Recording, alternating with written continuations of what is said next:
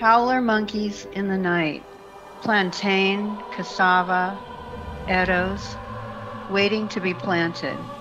Early morning dew, wooden window open to the cool dampness and smell of the jungle. Peering out of the swung-open window from the top bunk, the murmur of his voice. I drift off to sleep. In the dead of night, alert, alert, enemy. Sweet jungle. No. Up early, boots on, bandana, cutlass. Smell the sweat already. Tiny banana and peanut butter and honey sandwich tied to my hip. Love the homemade bread more than anything else. Wish I had more than just one sandwich. Hard work, proud laborer, like the movies we saw of Cuba. In my mind, I'm singing, Cuba, que linda es Cuba. Breathe. Finally living the dream. On the back of the truck, riding out to the field, rocking back and forth, bobbing through the crater potholes. Beautiful jungle all around. Proud. The revolutionary life. Creating community, working, sacrifice. Sweet. Dreams of Joe Hill and rebel girl Elizabeth Gurley Flynn. Lovers through a common cause, swirling around, dancing in my head. More dreams still of the Chilean I loved and longed to be with. We had marched around the International Hotel, arm in arm. He was a refugee that visited in San Francisco. Oh yes, united in the cause of freedom, justice, and equality. Laura and I were translators. We knew Spanish. A door to the outside world.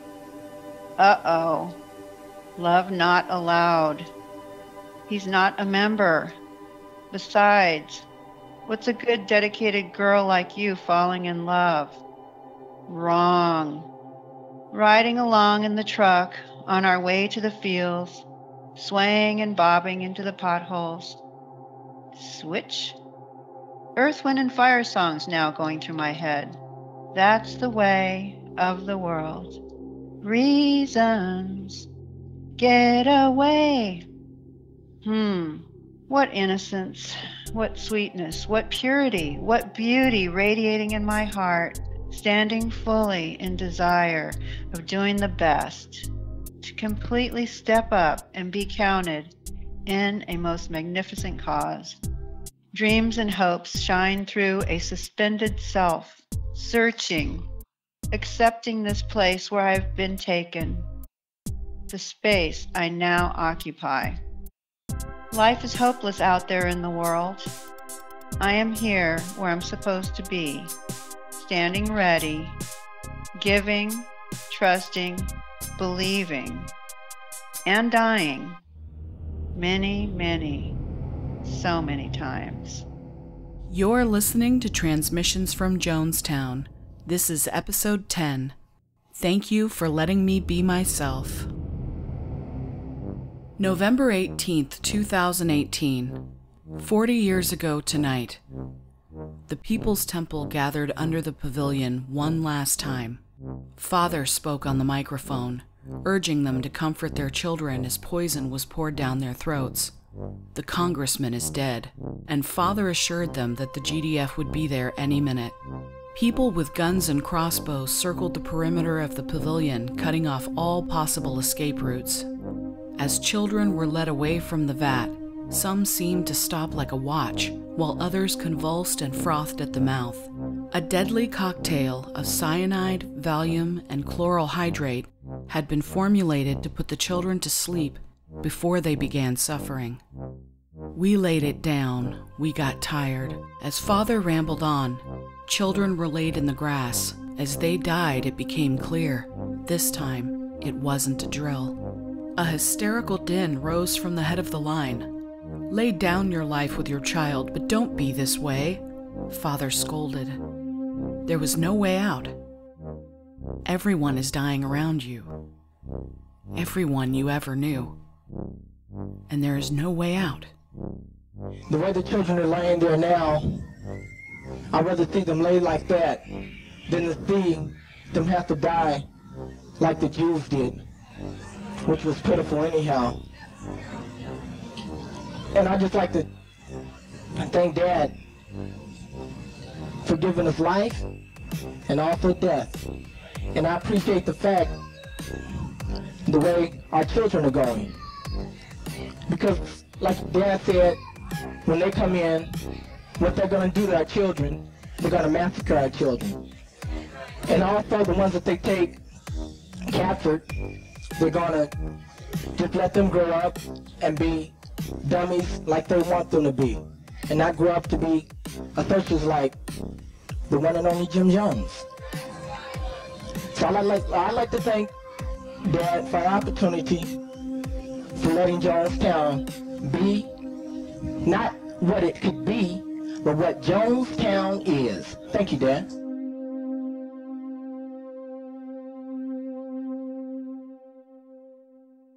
You've probably heard the story of how the life of People's Temple came to its violent and devastating end. What exactly happened those last few hours in Jonestown have been scrutinized and traced over 1,000 times. Clearly, many people who died in Jonestown didn't have a choice. The first images of People's Temple most of the world saw were the aerial photographs taken from a helicopter as it circled the pavilion a day after the mass tragedy. At first you see what looks like swatches of bright fabric against a muddy backdrop. As the photographer zooms in, a gruesome landscape of remains, too many to count, twisted in various states of decomposition, lie face down, rotting in the sun. A holocaust destroying the lives of thousands of people had happened overnight for no logical reason. The horrific carnage of these images and the enormity of the crime gave society its first and last impression of People's Temple. These images define what most people know about Jonestown. It is important to note that the remains of those who fought against the mass slaughter of the community, those who died violent deaths, are impossible to discern from those who died revolutionaries for the cause. The People's Temple is viewed as a mass collective that lived and died as one, united forever in death's final embrace. One of the things that really came home to me this year, so we're talking about 40 years, the narrative focuses on Jonestown, the last day. We're defining people by their deaths and what happened on the last day of their lives. I'd like to see the narrative shift to focus on People's Temple and the people who lived there. What was it that was appealing? How did they mobilize so many people for so long? The weaknesses, of course, the racism in the hierarchical structure, the lack of democratic organization. I think it's worth studying what was wrong with People's Temple, and not to say, well, that's a cult and that's what cults all do, but what specifically could we learn from the mistakes and failings of People's Temple? And what specifically could we learn from their successes? Moving 1,000 people from one country to another, working with other progressive groups on progressive coalitions to make social change to affect racial equality or social justice. So by focusing on Jonestown, we're missing a great deal, and we're also disrespecting the lives of the people who were part of that movement. Who were they? If we start looking at People's Temple, can we look at the lives of people? What did they do? What did they think they were doing? Can we find documents or letters or photos, things that might bring them to life and to humanize them? That is one thing that we've been trying to do for the last 40 years, which is to humanize those who died in Jonestown. Like, these are real people. These weren't crazy cultists. These were people who had family members, lives, aspirations, just like all of us.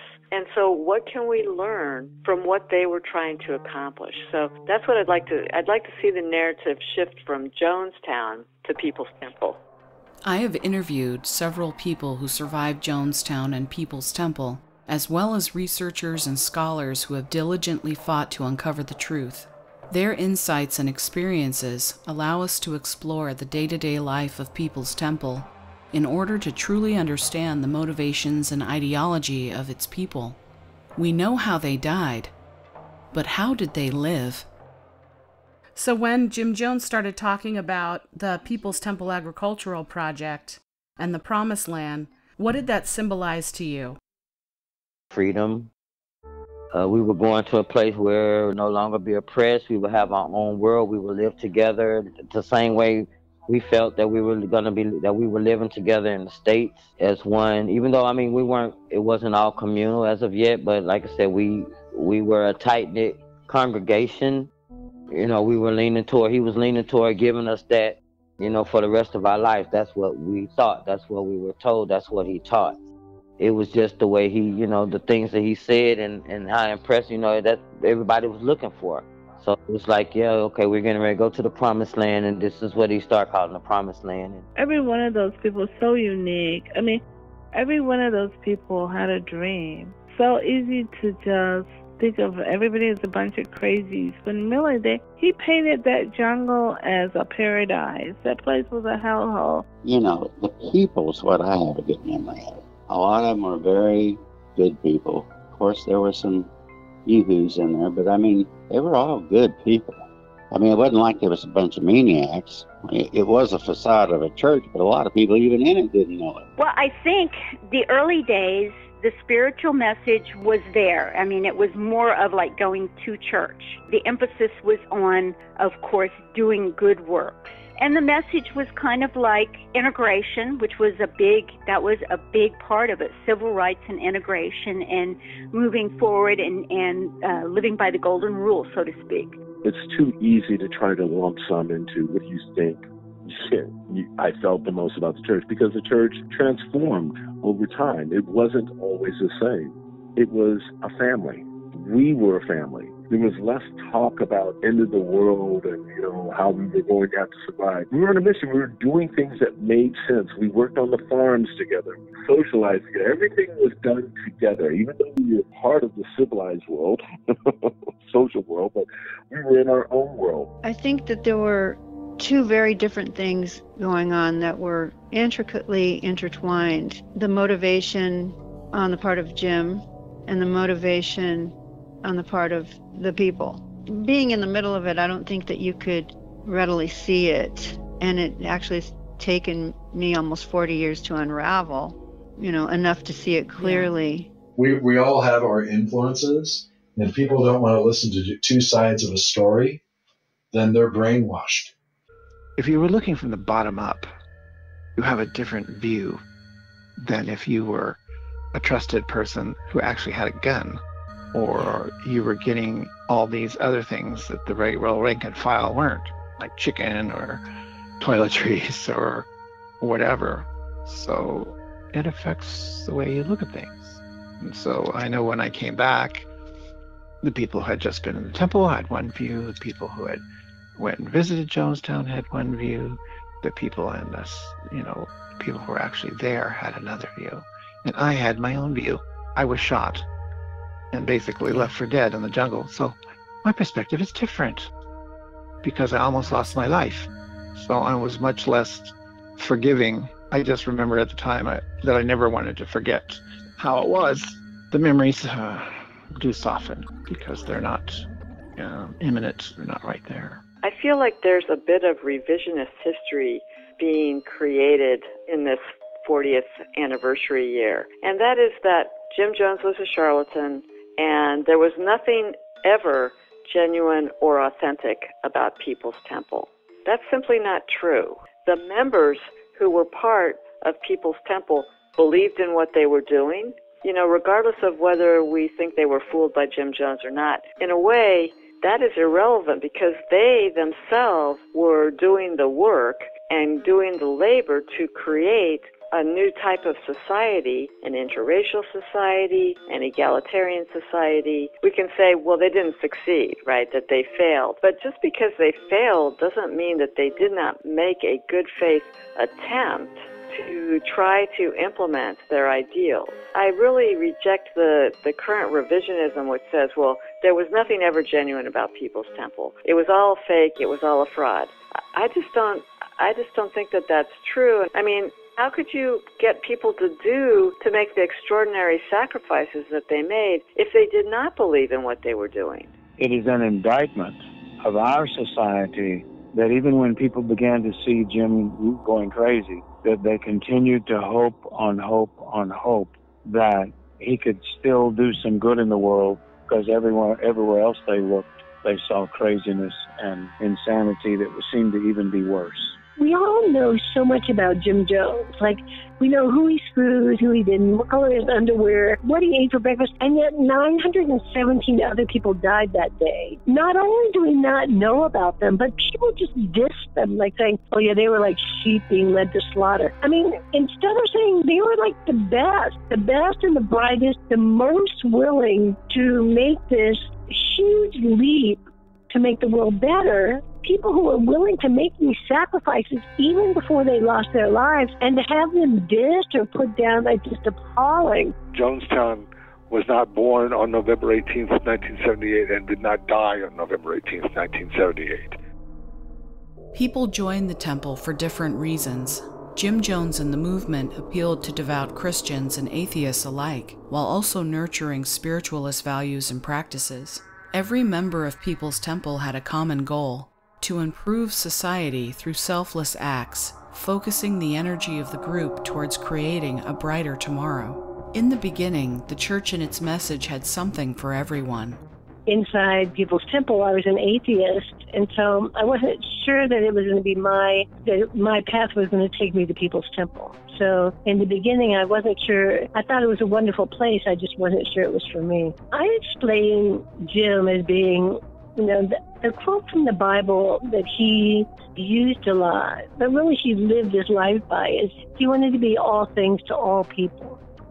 So what he would do is, like, when I was in the group, he would be sure to talk about politics and Angela Davis and the Panthers and, Kent State and all of those things. And when people who were, devout Southern Baptists were in the group, he would talk about the Bible and quote scripture and talk about Matthew 25. And when the Edgar Cayce folks, who had started coming around in the late 60s, when they were in the group, he would talk about spiritualism and, anticipating what the future might bring if you followed Edgar Cayce. And so basically what he would do is he would create a message in any setting that would touch on what everybody in the group wanted to hear. So there would never be a time that his sermon or his public speaking would be 100% about the Bible, because he knew I would be asleep and a lot of other people would be.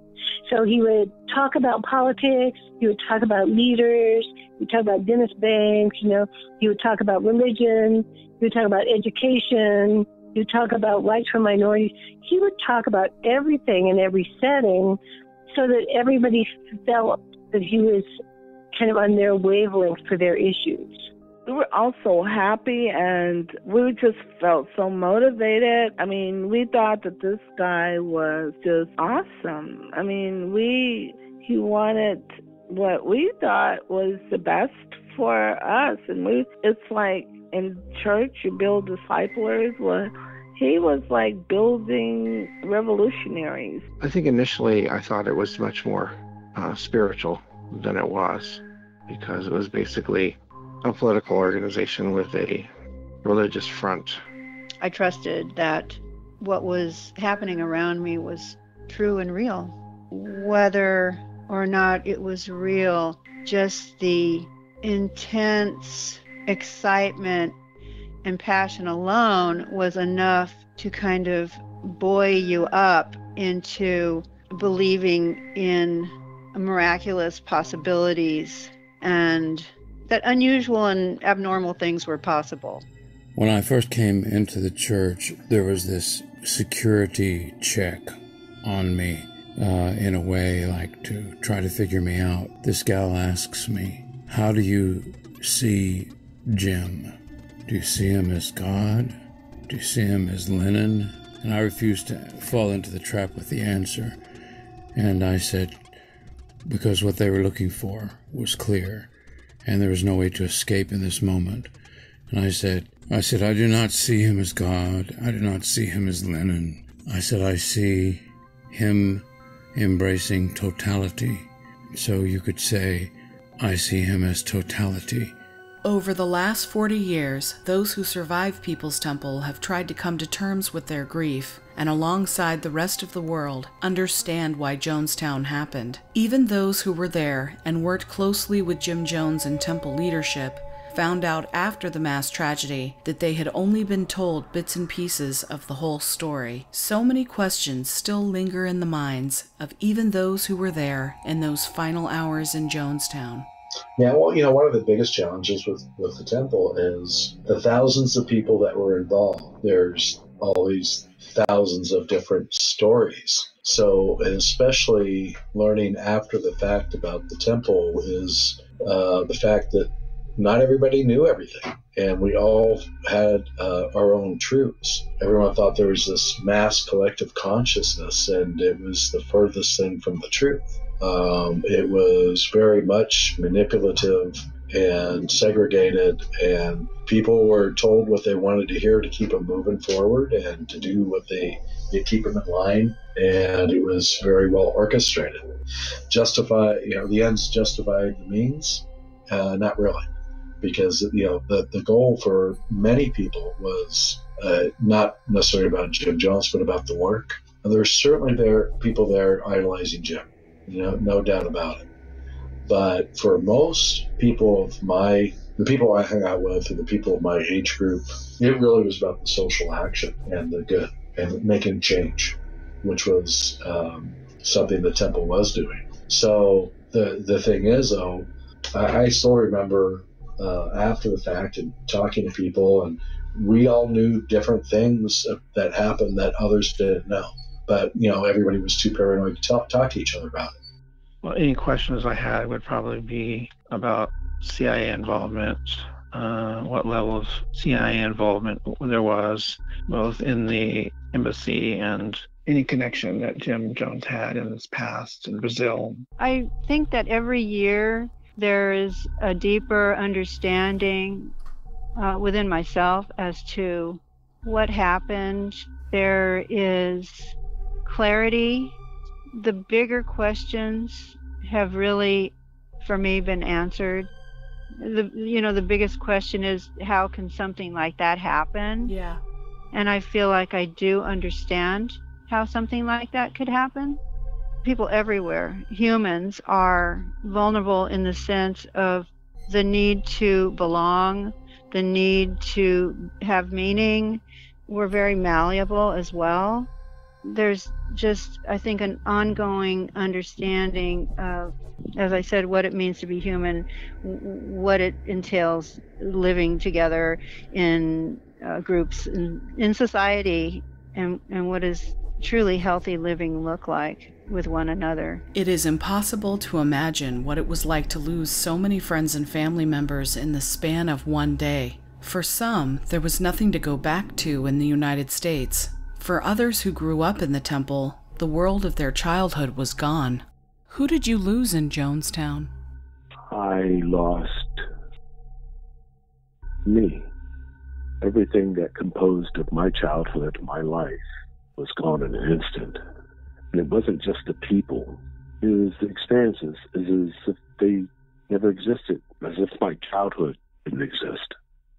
I was emotionally isolated in a way that is hard to describe even today. I think the hardest thing was when you lose, when people go through a big loss, there's usually others there to help support. And in this case, the support system is what I lost, right? And my whole family, with the exception of my brother, my dad, and then everybody who was involved is going through the same loss. So there was absolutely no support for the majority of temple survivors. I think a lot of us who were left in Georgetown, we hooked up with somebody else, So like I had a boyfriend while I was in Georgetown, and then at one point the Guyanese government said, okay, all the women and seniors could leave, but I didn't really have anything to go back to. Like my whole life for 9 years had been People's Temple. I didn't have anything left undone. I didn't have a job. I didn't have, that was my family. Even though I didn't have blood relatives there, that was like my adopted family. And that was the family I expected to live my whole life with. The voices come and go, breathing shallow. Can you hear them? Mama, are you there? Sister, is that you? Brother, can you hear me? 'Cause I can't hear you. Scream so I can find you. Let the sound of your voice become louder so I can follow. I'm coming. Didn't mean to leave you. Didn't mean to go away and not come back. Thought I'd be back sooner than never. Can you hear me, my friend? Yell out from your soul so I can find you. Which way are you? What road should I travel? Didn't mean to leave you. Didn't mean to go away and not come back. Thought I'd be back sooner than never. Didn't mean not to be by your side. Didn't mean not to be lying side by side next to you in a final embrace. Didn't mean to leave you. Didn't mean to go away and not come back. Thought I'd be back sooner than never. Didn't mean not to say I love you one last time. Didn't mean.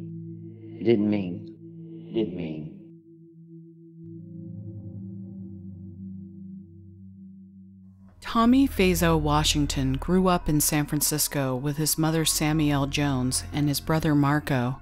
They lived on Gary Street within walking distance of the People's Temple.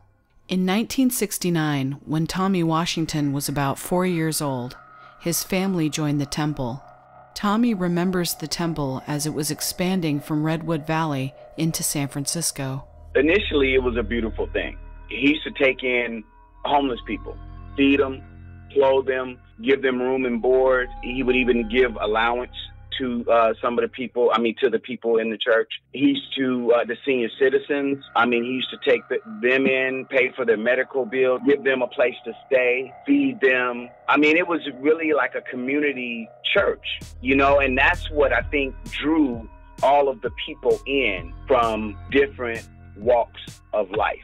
You had entertainers there, you had lawyers, you had artists, dancers, painters, musicians. You had every nationality, from the homeless people to the doctors, the lawyers, to public figures, people that was well known in the community used to come to People's Temple. It was just really a beautiful thing. And I remember Jim Jones, he used to be on different talk shows and stuff like that. And, it was really, really good in the beginning. As a young child, what was it like growing up in the temple?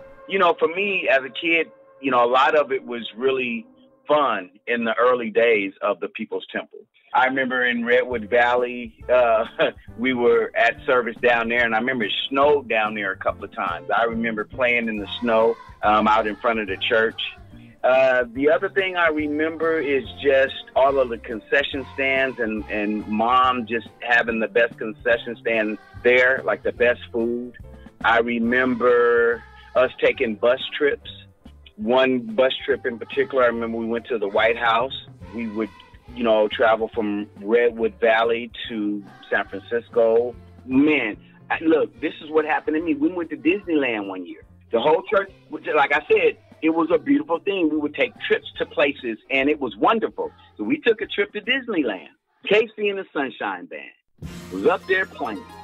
They was up there playing, and they asked someone to come up on stage. How come I went up on stage and started dancing? I went up on stage with Casey and the Sunshine Band at Disneyland and performed, danced on stage. And I was a kid, so I wasn't thinking about, hey, take a videotape or take a picture. It wasn't no phone. Everybody didn't have a video camera. I just wish someone would have taken a picture of it. Why do you think music was such an important element of the People's Temple experience? Because if you look at churches in general, it's a lot of music in churches, period, in general. Especially Baptist churches and Christian churches, it's a lot of music. So it played a big part. Even like the choir singing is music. And I guess Jim just turned it in, certain nights, I think it was Wednesdays, I guess he wanted to add another element to the church, which was the talent show. So that was a beautiful thing for me. The talent shows really, that's what I really, really liked about the church. And of course, I remember, Black Velvet and, all of the dancing and, all of the bands and stuff. Not the bands, but all of the talent that the bands would actually play for in the church. So it was bittersweet memories for me. What's your strangest memory of People's Temple? Okay, no, I'm gonna tell you what the strangest memory was. We were playing out in the back. We was playing out in the back of People's Temple, and they had dirt back there, gravel and dirt and stuff like that back there where the buses were. We were playing, and we saw this kind of crocus sack looking thing. We pulled it, kept pulling, and really wasn't nobody out there but us. It was me and I know it was me and one other kid. It may have been me and two other kids. It may have just been one, because we were nervous and kind of scared. But we were playing, and we found this bag of money. So we kept pulling it, and we saw a bag of money was like buried, I guess, but they didn't bury it good enough. I guess with the weather or whatever, it just kind of surfaced or whatever, and it was a bag of money. I was like, oh shit. We didn't know what to do, so we kind of covered it back up. We covered it back up, and then we just left. It was a bag full of money. I don't know how much money it was, because we didn't pull the whole bag out. Where you could just we kind of messing with it, and we saw money. I didn't even tell Mom about it till later years. I told her when I was an adult, and we was nervous and scared. But now that I think back, I mean, I wouldn't have known what to do with the money. And I know if I had took the money and gave it to Mom, Mom was real honest, so that wouldn't have worked. So, I mean, I don't know what happened with it. I was just nervous and scared, and I kind of never went back to that section. I don't know what happened, but that was kind of one of the strangest things that happened to me that I recall at the church. What do you remember about Jim Jones? I remember early on the services were really good and informative. And as a kid, it's like, just about the Bible and stuff like that, and then, God and... He keeps doing great things for me. Oh, he keeps on doing great things for me. If I had 10,000 tongues, I would praise his name with everyone. But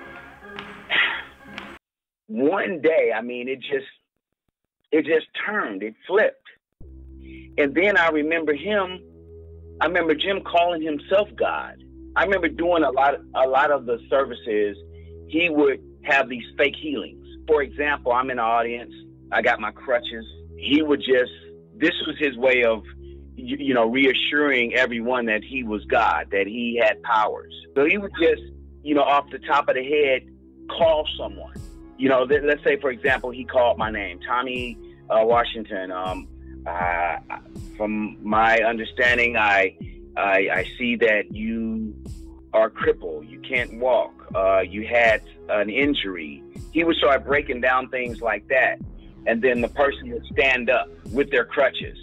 And he would start talking to them in these healing words, and he would come down, and he had these red cloths that he would use.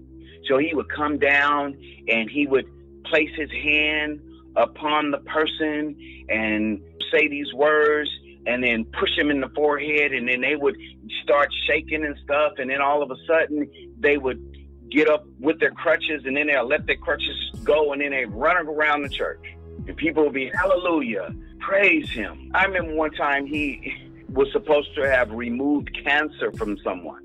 Come to find out later it was like chicken liver or something. But he would put his hand in their chest area, like he was relieving them from the cancer. And it was this red stuff and, dark red stuff in this red cloth that he used to have. And he would show it to the temple, and it looked like that he just removed cancer from this person.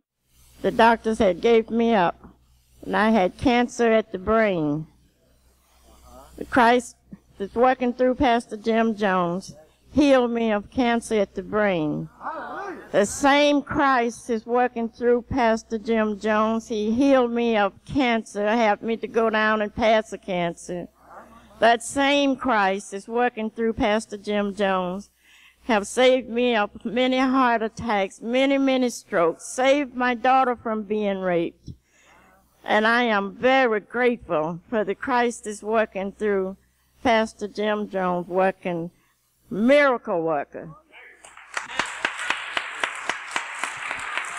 You know, it's something else when the doctors is getting ready to cut you open. To cut you open, to look into your heart to see what they can do. Think, yeah, he's so real to me. Oh, yes, he gives me victory.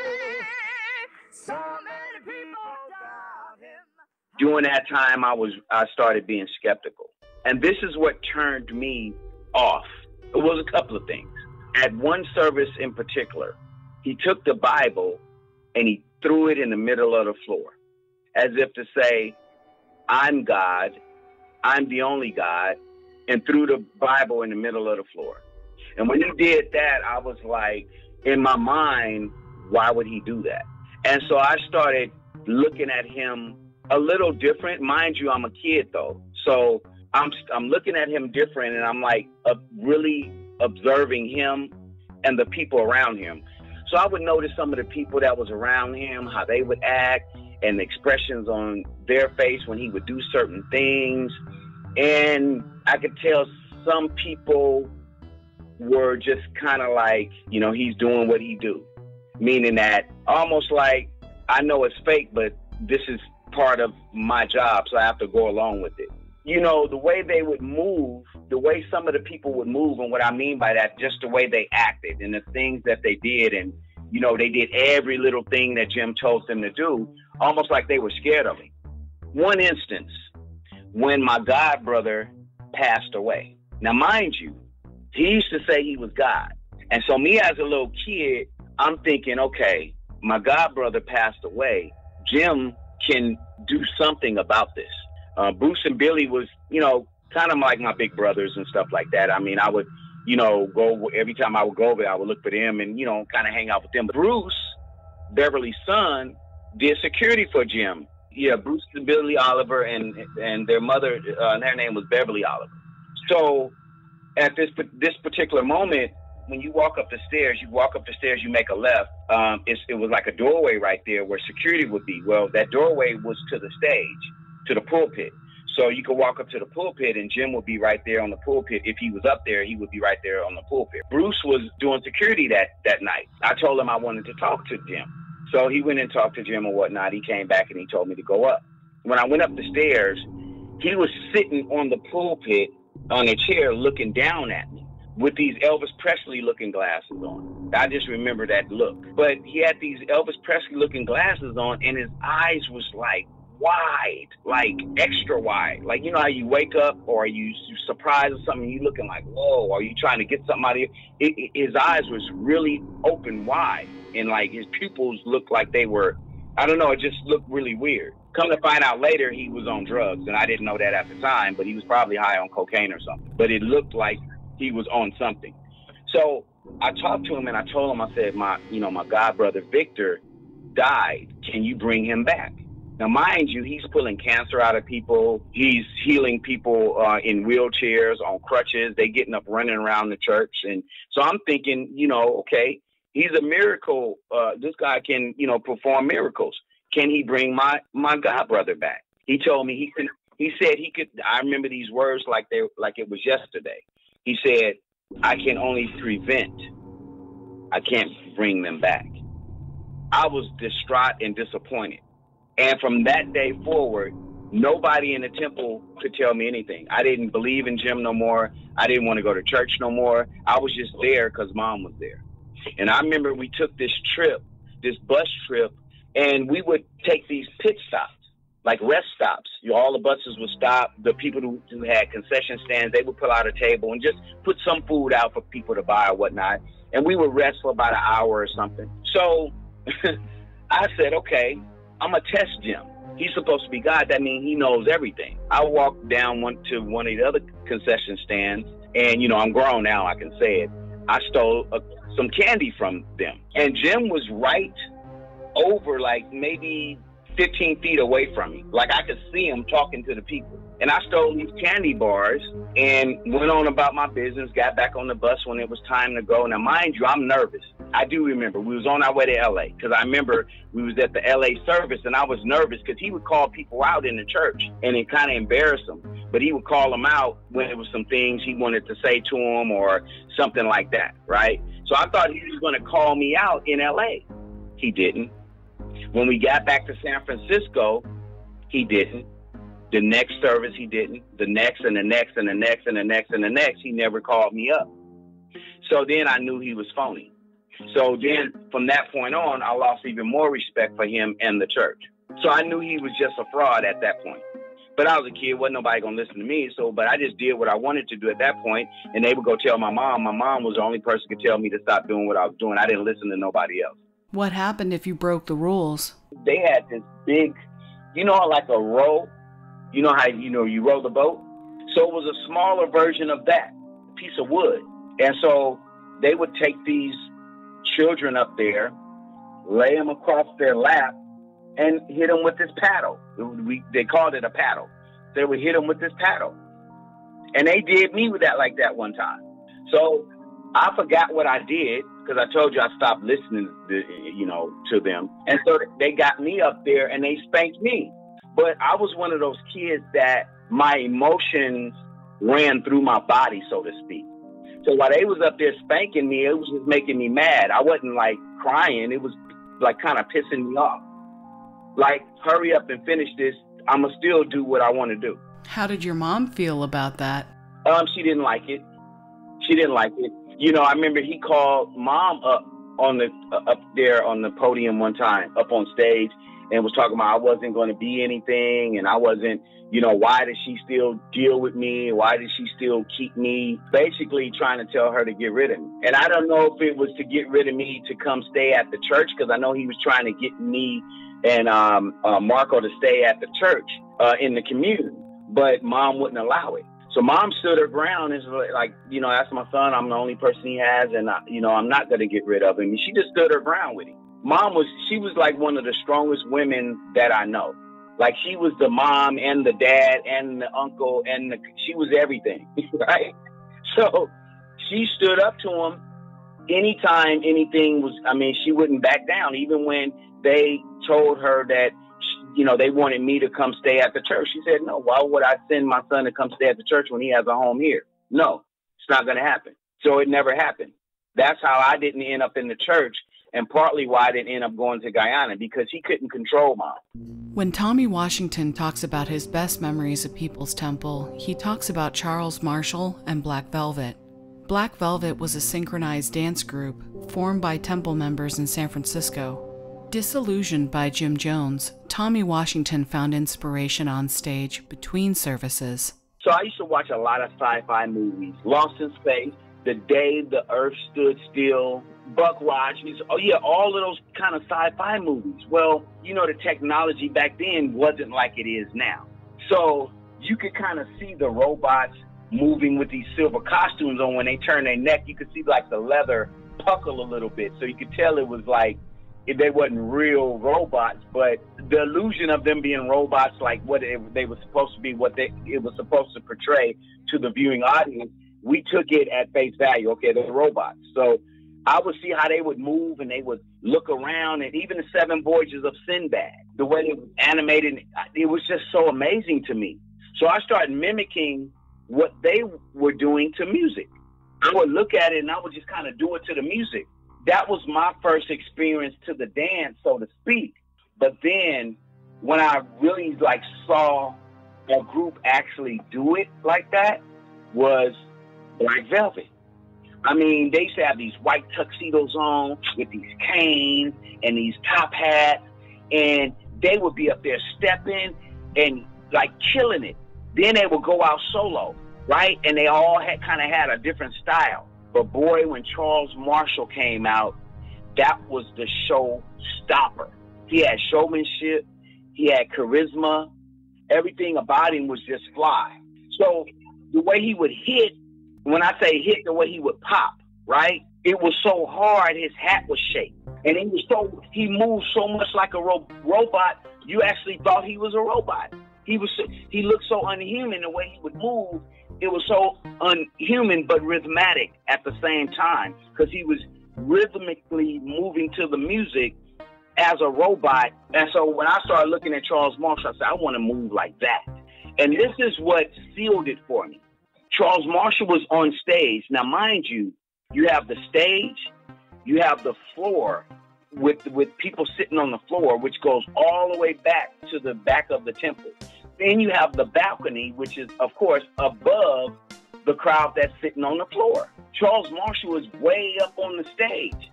So he's doing his robotic movement, and he started pulling something. It looked like he was like pulling a rope, but you couldn't see the rope. You just thought he was moving, gesturing like a mime or something. Then all of a sudden you look up, you see a hat floating from the balcony. He was pulling the hat from the balcony, and he pulled it and pulled it and pulled it, and he put it on his head. As he was pulling it, he pulled it, and he started, the closer it got, he started moving forward, and he pulled it right onto his head, and he started hitting, pow! That was it for me. I wanted to be in Black Velvet, and I was young, so they wouldn't let me in Black Velvet. But Charles Marshall took me under his wing, and I kind of owe my initial style to him. I spoke with another People's Temple survivor, Dawn Gardfrey. She had been on the Temple drill team and performed several times with Black Velvet and the Jonestown Express. She remembers Black Velvet after Charles Marshall left, and they became a singing group. Black Velvet was the singing group. Yes, Black Velvet was the singing group of the guys. Of course, they sang American hits, but they dressed, they were a singing group like the Temptations, the old days. They were basically like that, that's how they performed. So Black Velvet was the singing group. Us, the drill team, it was us, the African dancers, and it was Black Velvet, and of course the band. The band was the Jonestown Express. There were so many talented people, and a lot of the band members were former entertainers. We were like big. We had started doing that, of course, in the States and California, because we also did a performance before Earth, Wind, and Fire. Do you remember Dawn Gardfrey? She was on the drill team. Oh yeah. Yeah, she's cool too. Yeah, I always thought she was super cute too. Back then. And I was so little, and I was like, Dawn she is so fine, right? But I was too young, so I just left it at that, right? So tell me about these talent shows. Now, this is early on, before all the bad stuff. My first experience on stage was in 1972. And I recall like it was yesterday. Down in the lobby, not in the lobby, but like in the area where the concession stands were, right? I remember we used to have to practice, so they had 8 different age groups. And so my age group, we had to make up this little dance skit or whatever to perform at the upcoming talent show. So you had my age group, you had the preteens, and then you had the older adults like Black Velvet, because they was always in the talent shows killing it. Me and the little group of kids that had our little dance skit ready to go on stage or whatnot. So the night that we were supposed to go on stage, I walked up first ready to go on. They called us up. And being that I was already in front, I just walked out on stage. And I looked back, nobody came on stage. Everybody froze up. So I went on stage by myself. The music started playing. I remember like it was yesterday. It was Sly and the Family Stone, Thank You for Letting Me Be Myself. So the band started playing it. And as soon as that came on, I zoned out. So I didn't see anybody in the audience. It was just me and the stage and the music. And I just started dancing. Now, mind you, my focus is just in that radius of the stage and listening to the music. My attention didn't go past the front of that stage. So whoever was in front of that stage, back, I didn't see. When the music stopped and I stopped dancing, I finally looked up. And when I looked up, I had a standing ovation. And when I had that standing ovation, you just don't know what type of feeling that is. So I imagine a drug addict on whatever the drug is, high as they can be.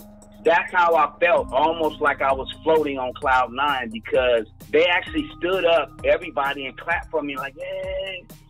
And I'm like, wow.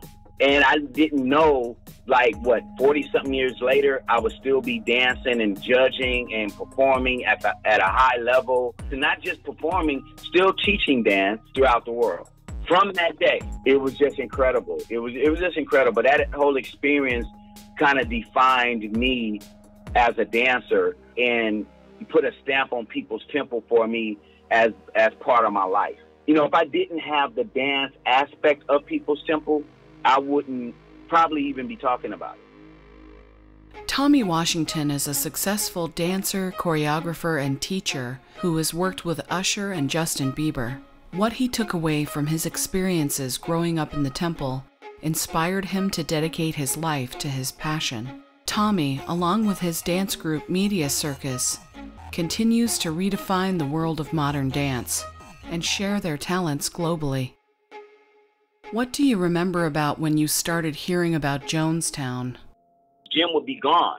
He would be over in Guyana. And so someone that would have to take over for him on the service. So when he wasn't there, he would play recordings and it showed the videos. And sometimes we would listen to his service. He would, you know, we'd be there listening to him talk on recordings.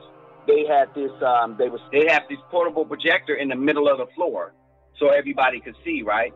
And they would show these videotapes of people dancing over in Guyana and all the fruit, these big old bananas, and people was just having fun. Like it was like, and he would call it the promised land. He would say, this is the promised land. Basically what he was saying, that it was going to be concentration camps. I do recall him saying that. And he started talking about concentration camps and them coming to get us. We don't want to be here when they come. This is the promised land.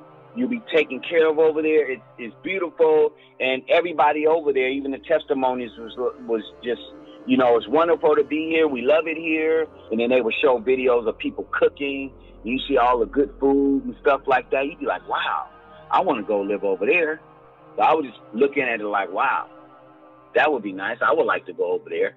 You know, and he would constantly, so he was basically gearing people up to say, okay, yeah, I want to go.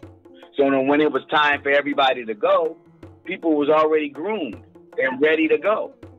But some weren't. So the ones that weren't and had kids prior to all of this, he convinced the kids or the parents to have the children live in the commune houses or in the church.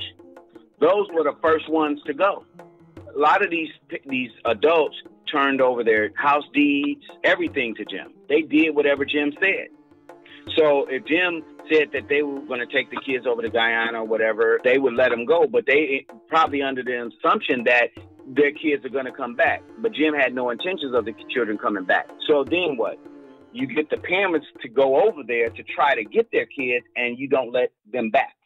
So that's how a lot of the parents got over there and was stuck over there, because they would go over there to try to get their kids back, and they couldn't leave. Beverly Oliver, Bruce and Billy. So here's the thing. Bruce and Billy wasn't supposed to be going over there. Beverly told them no, they couldn't go over there. No, you're not going to catch the bus when the bus was leaving or whatever. So I guess Beverly wasn't at home. I guess she was at work or somewhere. And when she came home, they was gone. They was teenage. They wasn't grown, but they was teenagers, you know. So they thought they were men, even though they were still living in the house with mom. Well, they ended up going over there without her permission. So then she ended up going over there trying to get them. And from my understanding, Billy wanted to come back. Bruce didn't. But they wouldn't let him back. They wouldn't let him come back. Beverly went over there with Leo Ryan. Went over there with Leo Ryan. The trip over there. Beverly Oliver was with him. She got shot in the foot, like the front part of her foot got shot off, like her toe. She ended up coming back out here or whatever, but she had a major limp because that part of her foot was cut off. But she was never able to get Bruce and Billy, so they end up dying over there. What was the atmosphere like in the San Francisco temple when more and more people started moving to Guyana? Yeah, it happened kind of quickly, and you know, you start going to service, and it was, you know, less and less people. It wasn't the same. And when you walked in the church, the feel was different, the vibe was different. You know, you walk in some place and you feel the energy is not right, so you'd be like, oh no, I'm cool. It started feeling like that. It's almost like the calm before the storm. You go outside and it seems like, where is everybody? And then all of a sudden, here come this big old spaceship from the sky or something. And you like, whoa. It almost had that eerie feeling like something ain't right. At first it was like several concession stands, like my mom's, May Spriggs, The lady from LA, then you only see like maybe 6 or 7, maybe more. Then you start seeing 5, 3, then my mom and one other. And mom left. I don't know after that. Tommy's aunt, Kay Francis, was on the planning commission. She warned Tommy's mother about what she knew was happening amongst the inner circle and encouraged them to leave the temple. What really made her leave was Greystone. So, it was rumors that, Jim was sleeping with her. When Kay saw her on her knees begging Jim not to send her son over there, because Jim was claiming it was his son. And when Kay saw Grace beg and plead and beg and plead and beg and plead, Jim disregarded her and sent her son over there anyway. So when Kay saw that, along with a few other things, she got out. And Janet Schuler was Kay's friend. So they both left at the same time. Kay told mom what was going on. And so shortly after mom got out of it as well, that was it. We never really looked back. What was going through your mind when you found out about the mass tragedy that had happened in Jonestown? It didn't hit me. It was like, it didn't hit me that all of that happened. When it hit me is when I heard that mama died over there. When I heard Charles Marshall died over there.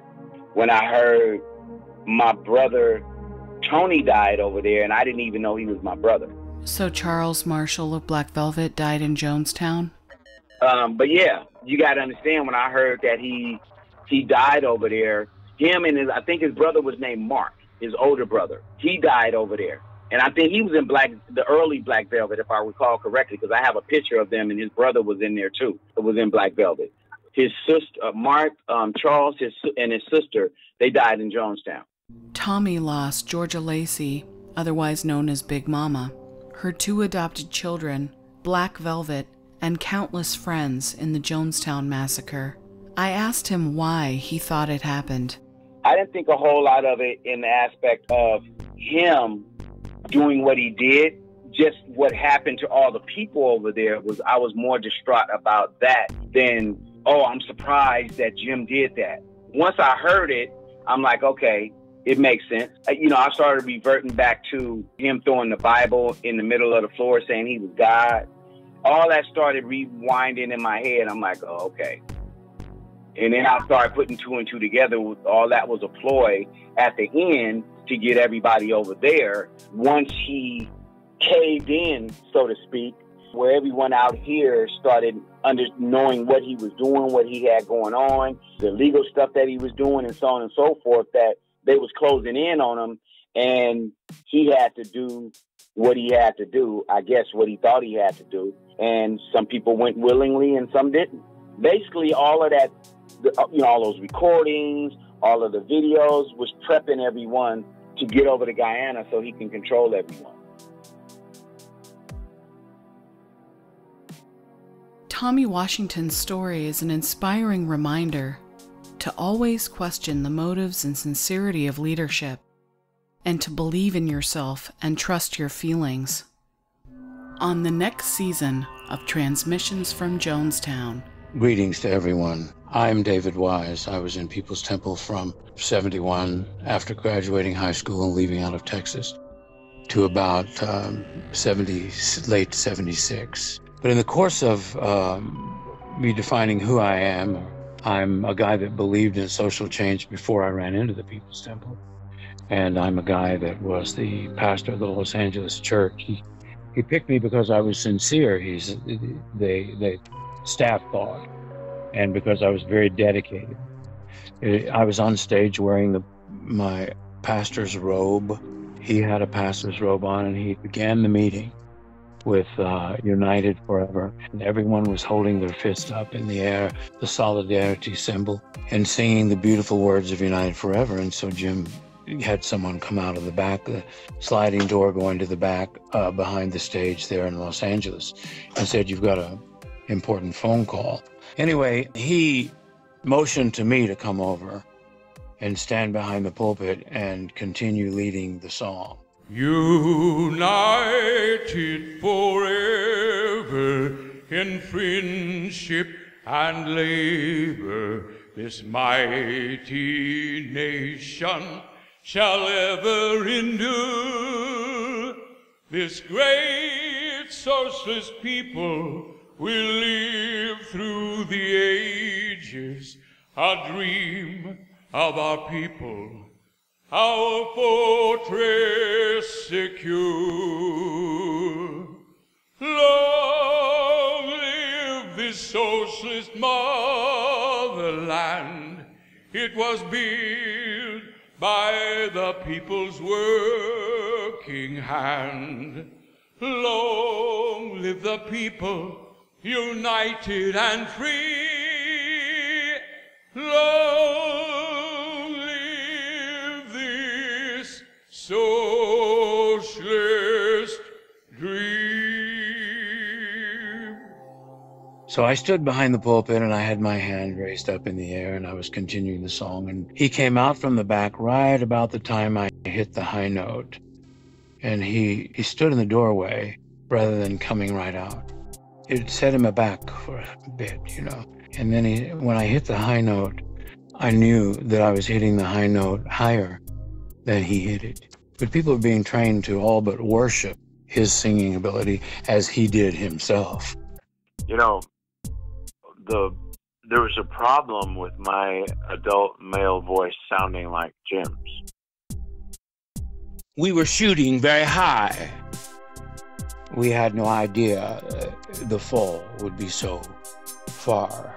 Because you understand, the best laid plans of mice and men often go awry. And so it was written on the day of Pentecost that we would become 20-fold God, 30-fold God, 40-fold God, 100% God, Almighty God. I'm telling you to leave the flesh behind and assume the principle, the articulate, pure, crystalline, pure purpose, and to leave all of your ego behind. Yeah, like I would be on a telephone and then someone would think that it was Jim's. Join us in November of 2019 for the second season of Transmissions from Jonestown, where we go deeper into the history of People's Temple and examine what happened in Jonestown.